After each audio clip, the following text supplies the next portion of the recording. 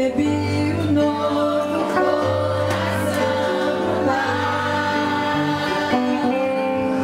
Coração regenerado, coração transformado, coração inspirado por Jesus.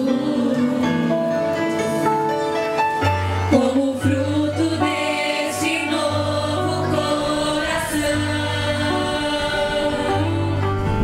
eu declaro a paz de Cristo, te abençoo, meu irmão. Preciosa é a nossa comunhão.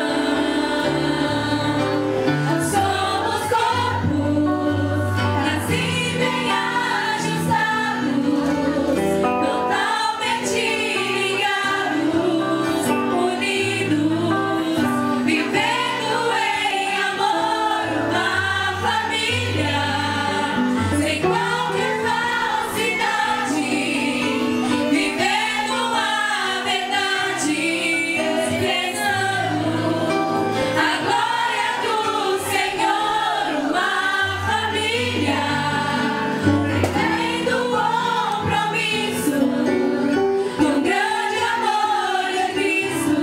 Eu preciso de ti, querido irmão, precioso és para mim, querido